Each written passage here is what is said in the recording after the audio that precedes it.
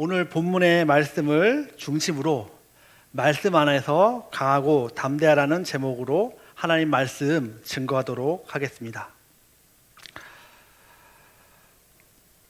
오늘 본문이 속한 여호수아서는 모세오경 이후에 등장합니다.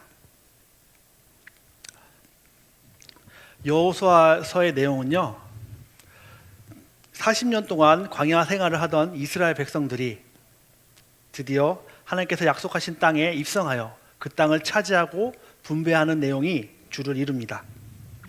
즉 모세오경을 통해서 약속된 것들이 성취되는 그러한 책이 바로 여호수아서입니다. 이것은 마치 구약 성경이 약속이고 신약 성경이 성취인 것과 참 비슷합니다.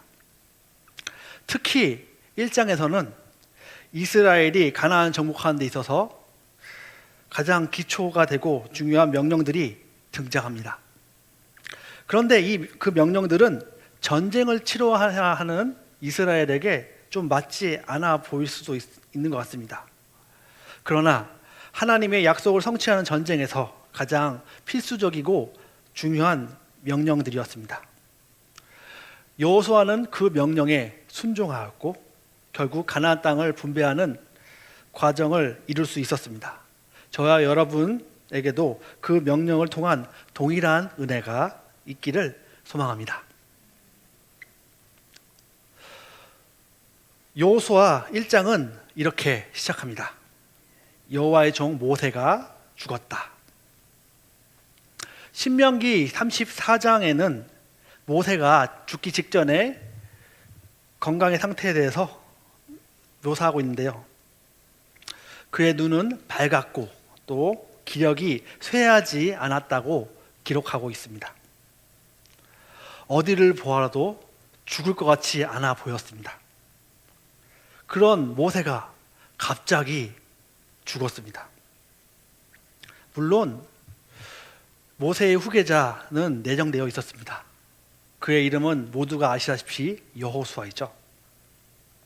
눈의 아들이었습니다. 모세의 장례는 30일간 진행되었습니다. 그리고 모든 장례의 절차가 마친 후에 하나님의 말씀이 여호수아에게 임하였습니다. 여호수아서 1장 2절의 말씀 함께 읽도록 하겠습니다. 내 종 모세가 죽었으니 이제 너는 이 모든 백성과 더불어 일어나 이 요단을 건너 내가 그들 곧 이스라엘 자손에게 주는 그 땅으로 가라. 하나님은 모세를 가리켜 나의 종이라고 불렀습니다. 히브리 성경에는 에베드라는 단어로 종이라는 단어를 사용했는데, 이 종이라는 단어는 일반적으로 그냥 종을 나타내는 단어입니다. 그런데 이 단어를 헬라어로 번역한 70인경의 저자들은 이 단어를 좀 특별한 단어로 바꾸어 놓았습니다. 일반적으로 쓰이는 둘로스라는 단어가 아니라 테라폰이라는 단어를 사용하였습니다. 근데 그 단어는 신의 종을 말하는 단어로서 오직 성경책에는 모세에게만 사용된 단어입니다. 그리고 또 우리가 읽었던 본문 1장 5절에는요, 솔직히 히브리서 본문에는 등장하지 않지만 하나님의 종이라는 단어가 수식되어 있는데, 그 종을 나타내는 단어가 파이스라는 단어가 나옵니다. 근데 이 파이스라는 단어의 가장 첫 번째 뜻은 아들, 자녀 이런 뜻이고요, 그 두 번째 뜻이 종이라는 뜻을 가지고 있는 것입니다. 그리고 이 파이스라는 단어는 창세기에도 등장하는데, 창세기 25장에 아브라함의 늙은 종을 나타낼 때 이 단어를 사용하였습니다. 즉, 그 아브라함의 늙은 종이 했던 일이 뭔지 아시죠? 이삭의 와이프를 데려오는 그런 일을 했는데, 그런 중요한 일을 맡길 정도로 믿는 종이었습니다. 학자들은 이 종이 엘리에셀일 것이라고 추측합니다. 하여튼 그 종에 붙었던 아브라함과 친밀했던 그 종의 얘기할 때 쓴 그 종이란 단어가 모세에게도 동일하게 사용되었습니다. 아주 각별한 아들 같은 종, 하나님의 종들 중에서 특별한 종, 모세. 전 솔직히 참 많이 부러웠습니다. 나도 저렇게 불려봤으면, 그런 마음이 들었습니다. 그러한 특별한 종 모세가 이스라엘을 떠났습니다. 하나님의 품으로 갔습니다. 그러한 상황 속에서 하나님은 명령하신 것입니다. 다시 2절, 일어나 이 요단을 건너 내가 그들 곧 이스라엘 자손에게 주는 그 땅으로 가라. 모세의 죽음은요, 이스라엘이 가나안으로 입성하는 신호가 되었습니다. 그리고 이어지는 3절과 4절을 통해 하나님께서는 그 땅에 건너가기만 하면은 그 땅을, 그리고 또 건너가서 밟는 곳은 다 주겠다는 약속을 주십니다. 그리고 그 하나님이 주실 그 약속의 땅에 대한 지경에 대한 상세한 설명이 4절에 등장합니다. 명령에 순종하여 건너기만 하면 주어지는 상황이었습니다. 그런데 하나님은 여호수아의 마음속에서 두려움을 보셨습니다. 여호수아의 두려움, 인간적으로 생각하면 당연했습니다. 여호수아는 그 약속의 땅을 한번 직접 들어가 봤던 사람입니다. 그 땅 거민의 견고함, 강함, 그리고 그 땅에 있는 성의 견고함을 다 보았습니다. 하지만 그가 젊었을 적에는 그 땅에 들어갈 수 있다, 갈렙과 함께 그렇게 주장했었습니다. 그러나 지금 그의 나이는 80이 넘었습니다. 이제 나이가 들어서 마음속에 두려움과 걱정이 있었습니다. 그리고 그가 이끌고 들어가야 될 출애굽 2세대들의 믿음, 그렇게 좋아 보지 않았습니다.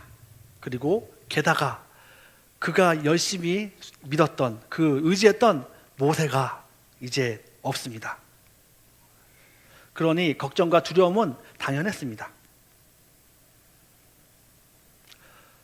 여호수아 1장 1절부터 9절에는 총 3가지 명령이 등장합니다. 일어나 건너가라, 강하고 담대하라, 그리고 토라를 지키고 행하라. 이 명령들 중에서 두 번째 명령은 첫 번째 명령을 위한 명령이고요. 그리고 세 번째 명령은 두 번째 명령을 행할 수 있게 돕는 그런 명령이었습니다. 강하고 담대하라는 명령은요, 총 3번 반복되고, 또 토라를 지키고 행하라는 명령은 2번 반복되었습니다. 특히 두 번째 명령과 세 번째 명령이 등장하는 5절에서부터 9절은요, 마치 러시아 인형 같은 그런 구조를 가지고 있습니다. 벗기면 인형이 또 나오고, 벗기면 인형이 또 나오고, 벗기면 인형이 또 나오고, 그런 양파 같은, 양파 껍질을 까고 또 양파가 나오듯이 그런 구조를 가졌습니다. 가장 겉에 위치한 가장 겉에는 약속이 위치하여 있고, 하나님께서 함께 하신다는 약속이 위치하여 있고, 그 속에는 강하고 담대한 명령이, 또 그 안에는 하나님 율법을 지켜 행하면 형통하리라는 그런 명령과 약속이, 그리고 가장 깊숙한 곳에서는 그 율법책을 입에서 떠나지 말게 하며 주야를 거기서 묵상하라는 그런 명령이 들어 있습니다.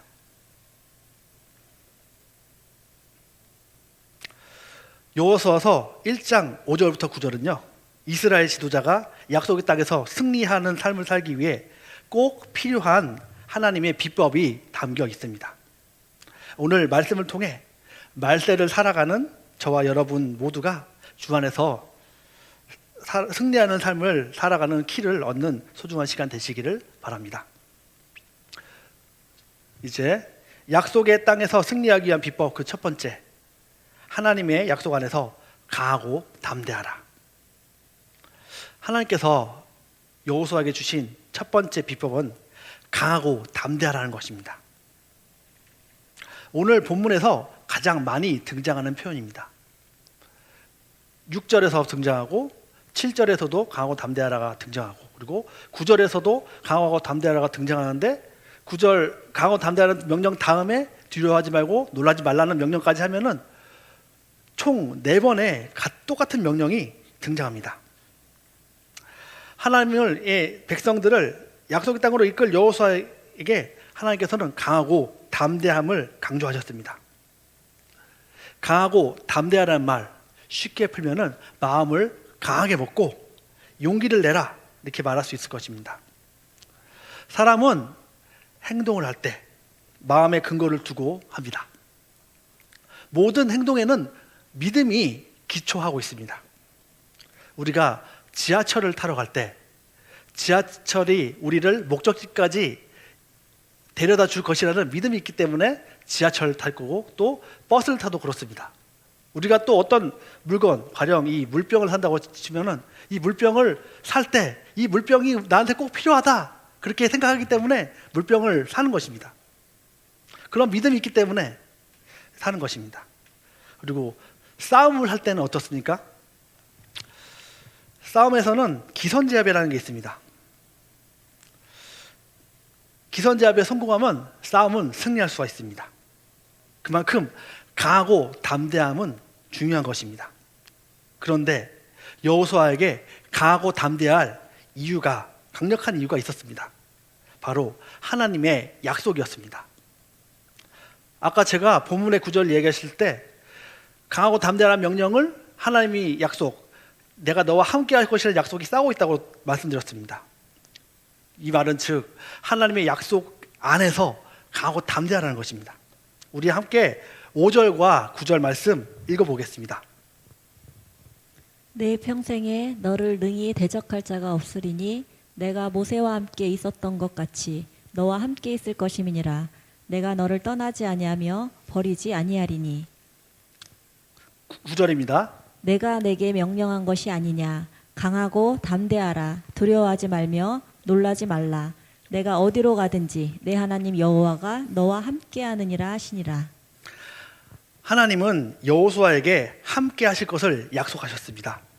모세와 함께 하셨던 것 같이 함께 하실 것이며 적수가 없을 것이라고 말씀하셨습니다.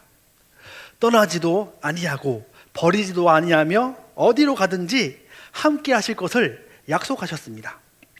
하나님의 함께 하심은 여호수아에게 큰 힘으로 다가왔습니다. 여호수아가 강하고 담대할 수밖에 없는 근거는 바로 하나님이 함께 하심에 라는 그 약속 안에서 가능한 것이었습니다. 사랑하는 성도 여러분, 저와 여러분에게는 주님이 계십니다.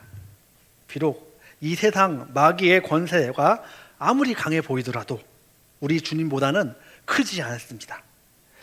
예수님도 현재를 살아가는 우리들에게 내가 너와 항상 함께 할 것이라고 약속하셨습니다. 저와 여러분 모두 당당하게 주님을 드러내면서 살아가는 저와 여러분 되기를 소망합니다. 이제 하나님께서 함께 하시기 위한 그 약속이 성취되기 위한 우리가 해야 될 그 명령을 살펴보도록 하겠습니다. 약속의 땅에서 승리하기 위한 비법, 그 두 번째, 율법을 다 지켜 행하고 우로나 좌로나 치우치지 말라. 7절 말씀 함께 읽겠습니다. 오직 강하고 극히 담대하여 나의 종 모세가 내게 명령한 그 율법을 다 지켜 행하고 우로나 좌로나 치우치지 말라. 그리하면 어디로 가든지 형통하리니. 7절은 오늘 본문의 두 번째 명령 강하고 담대하라를 포함하고 있습니다. 가운데 위치한 명령은 다른 곳과 다르게 오직과 극히라는 수식어가 붙어 있습니다. 히브리어 원문을 보면은 오직 강하고 담대하라 극히 이렇게 되어 있습니다. 강하고 담대하라를 더 강조한 것입니다. 그런데 이 강하고 담대하라는 것 다음으로 오늘 본문에서 나란 두 번째 명령이 등장하는데 율법을 다 지켜 행하고 우로나 좌우로나 치우치지 말라고 쓰여져 있습니다. 이것은 이 율법을 지키고 행하는 일에 우로나 좌우로나 치우치지 말고 그 지키고 행하는 것을 강하고 담대하게 하라는 것입니다.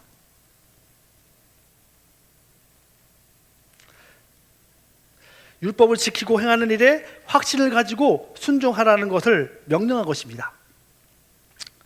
여기서 우리나라 성경의 율법으로 번역된 토라는요, 사실 법전이라기보다는 매뉴얼에 가까웠습니다.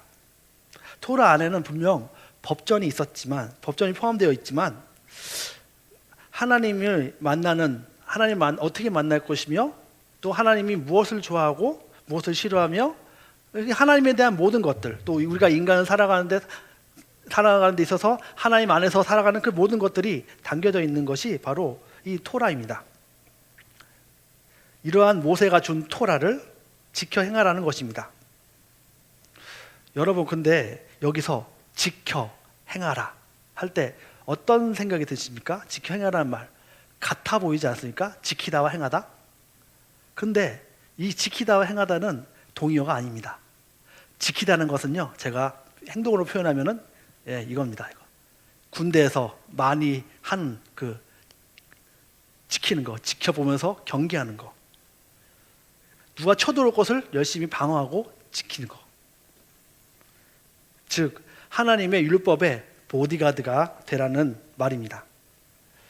말씀을 잃어버리지 말고 소중히 간직하며 그 말씀을 따르며 살아가라는 것입니다. 그런데 하나님께서는 이 율법을 지켜 행하는데 주의사항을 하나 말씀해 주셨습니다. 좌로나 우로나 치우치지 말라는 명령입니다. 어떤 것이 우로나 좌로나 치우치는 것일까요? 저는 이 말씀을 묵상하면서 율법주의와 반율법주의가 생각났습니다. 여러분도 아시다시피 율법주의의 대명사는 누구죠? 바리새인입니다. 바리새인들은요, 율법을 아주 잘 지켰습니다. 세밀한 사항까지 지키려고 애썼습니다. 예수님도 그 바리새인들의 그러한 열심을 인정하셨습니다. 그래서 예수님은 바리새인보다 낫지 않으면 천국에 들어갈 수 없다고 하셨습니다. 하지만 그들이 아무리 노력해도 천국에는 들어갈 수 없는 사람들이었습니다. 왜냐하면 그들은 율법을 겉으로만 알았지 깊숙한 것까지 알지 못했기 때문입니다. 율법을 주신 하나님의 마음을 제대로 헤아리지 못했기 때문에 그렇게 것만 지켰던 것입니다. 또 그 율법주의가 우로 치우친 거라면 반율법주의는 좌로 치우친 것입니다. 아마 이 율법을 행하는 일을 처음부터 포기하지는 않았을 것인데 하다 보니 포기됐을 것입니다. 또 어떤 사람들은 율법을 지키는 일을 세상에 치우고 하다 보니까 하지 못했을 수도 있습니다. 그리고 어떤 분들은 예수님을 있는데 율법이 뭔 소용이냐 이렇게 아예 율법을 버리는 분들도 있을 것입니다. 하지만 이 모든 것들 다 하나님께서 오늘 말씀을 통해서 경계하고 계십니다. 그럼 온 율법을 다 지키고 행하면서 좌로나 우로나 치우치지 않기 위해서는 우리는 무엇을 해야 될까요? 이제 세 번째 비법을 보여줄 차례인 것 같습니다. 마지막 비법은요, 율법책을 내 입에서 떠나지 말게 하며 주야로 그것을 묵상하라. 우리 한번 8절 말씀 함께 읽겠습니다. 시작. 이 율법책을 내 입에서 떠나지 말게 하며 주야로 그것을 묵상하여 그 안에 기록된 대로 다 지켜 행하라. 그리하면 내 길이 평탄하게 될 것이며 내가 형통하리라. 오늘 본문에서 가장 핵심이 되는 부분입니다. 이 마지막 비법은 제가 앞서 말씀드린 모든 것을 하기 위한 가장 핵심적인 명령입니다. 그리고 이 비법을 율법을 지키면서 행하면 형통할 것이라는 약속이 감싸고 있습니다. 그리고 이 마지막 핵심 비법을 자세히 풀기 위해서 우리 한번 신명기 17장 말씀을 보아야 합니다. 그 말씀에는 왕이 지켜야 할 규례가 등장합니다. 특히 18절과 20절에는 율법책에 대한 이스라엘 왕들에게 주시는 명령이 등장합니다. 우리 함께 신명기 17장 18절부터 20절 말씀 함께 읽도록 하겠습니다. 시작. 그가 왕위에 오르거든 이 율법서의 등사본을 레위 사람 제사장 앞에서 책에 기록하여 평생 자기 앞에 두고 읽어 그의 하나님 여호와 경외하기를 배우며 이 율법의 모든 말과 이 규례를 지켜 행할 것이라. 그리하면 그의 마음이 그의 형제 위에 교만하지 아니하고 이 명령에서 떠나 좌로나 우로나 치우치지 아니하리니 이스라엘 중에서 그와 그의 자손이 왕위가 있는 날에 장구하리라.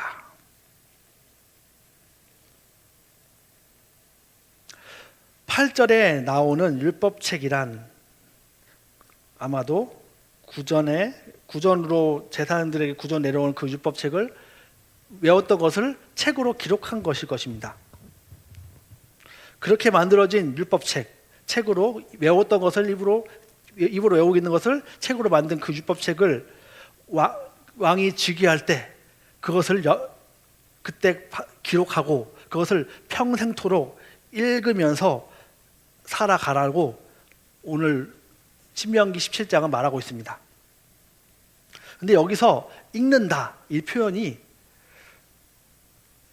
부르다는 의미의 카라라는 단어를 사용하였습니다. 그러니까 즉 말씀을 평생토록 부르라는 것입니다.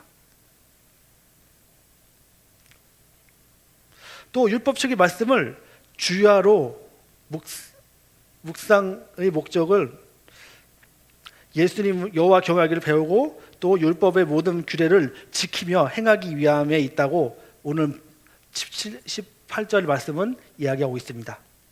이를 정리하자면 하나님이 통치하는 국가의 지도자는 하나님의 말씀에 충만하여 하나님의 뜻 가운데 뜻을 통달한 사람들입니다. 하나님의 뜻에 통달한 사람들이 바로 그러한 사람들일 것입니다. 그러면 이 율법의 그 핵심, 하나님이 원하시는 우리가 알기 원하시는 율법의 핵심은 무엇일까요? 신약 복음서 마태복음에서 율법사의 대화를 통해서 예수님께서 말씀하셨습니다. 우리 마태복음 22장 37에서 40절 말씀 함께 읽도록 하겠습니다. 예수께서 이르시되 내 마음을 다하고 목숨을 다하고 뜻을 다하여 주 너의 하나님을 사랑하라 하셨으니 이것이 크고 첫째 되는 계명이요 둘째도 그와 같으니 내 이웃을 내 자신같이 사랑하라 하셨으니 이 두 계명이 온 율법과 선지자의 강령이니라. 하나님은 토라를 통해서 하나님을 사랑하는 것이 무엇이며 또 이웃을 사랑하는 것이 무엇인지를 알려주기 원하셨습니다. 하나님을 사랑하고 하나님을 닮은 사람을, 하나님의 형상을 가진 사람을 사랑하는 것을 말입니다. 그런데 사람은 본성적으로 이것을 행하기가 어렵습니다. 율법을 묵상하는 과정 속에서 자신이 얼마나 본성적으로 죄가 가득한 것을 하나님은 깨닫기 원하셨을 것입니다. 그리고 하나님은 사람을 긍휼을 구할 수밖에 없음을 고백하는 것이 하나님께서 원하셨던 것일 것입니다.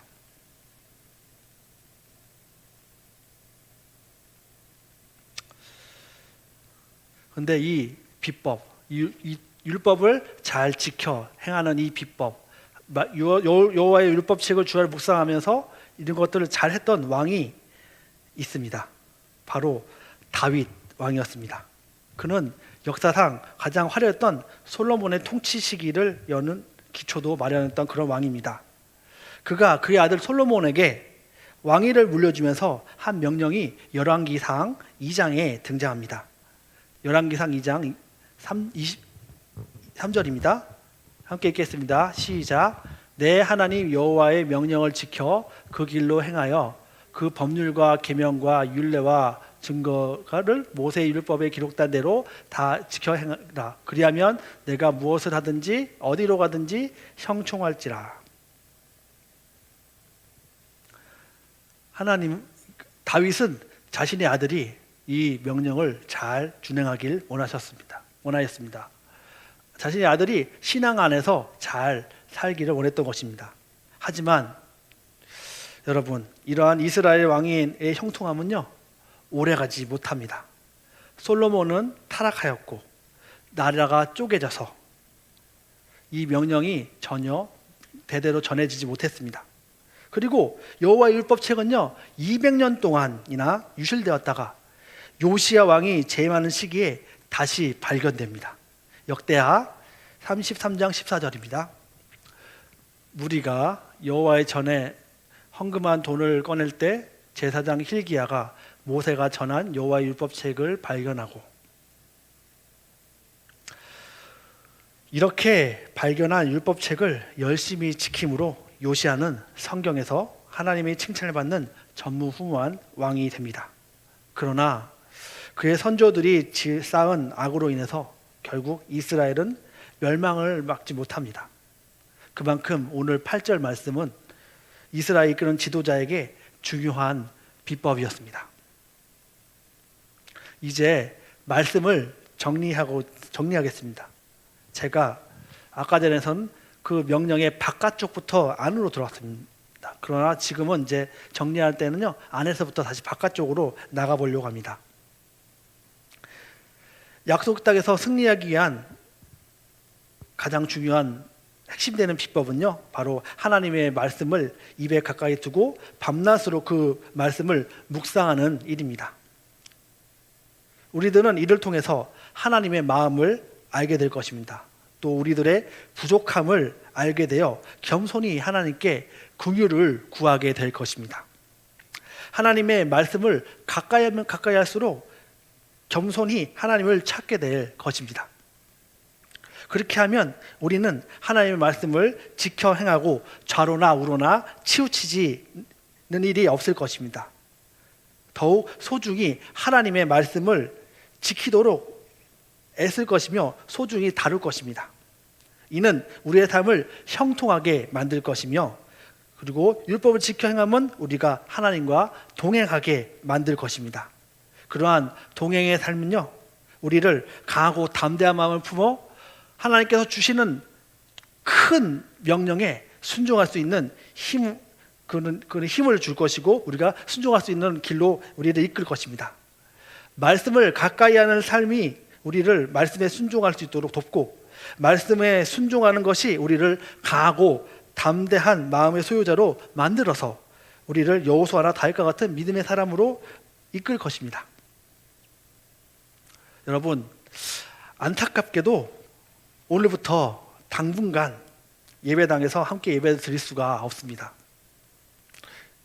그리고 또 사람들을 만나기도 당분간 어려울 것입니다. 집에 있는 시간이 많아질 거라 생각합니다. 우리에게 다시 위기가 찾아왔습니다. 그런데 이 위기는 기회입니다. 하나님의 말씀을 가까이 할 수 있는 좋은 기회가 생겼습니다. 물론 시간이 많아지면은 여러 가지 유혹에 빠질 수가 있습니다.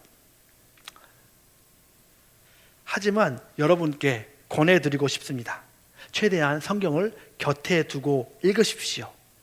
눈에 띄는 구절이 있다면 하루 종일 그 구절을 가지고 그 구절을 생각하면서 묵상해 보십시오. 그리고 집에서 만나는 가족에게 하나님께서 성령으로 풀어진 그 음성을 나눠 보십시오. 한번 해보지 않았다면 조금씩 해보시고, 이미 하고 계시다면 좀 더 넓게 해보실 것을 도전해 드립니다. 그렇게 여러분의 마음이 하나님의 말씀으로 가득 차서 여러분의 삶에 말씀이 보여지는 역사가, 여러분의 삶을 통해서 말씀이 보여준 역사가 일어나기를 간절히 소망합니다. 함께 기도하도록 하겠습니다.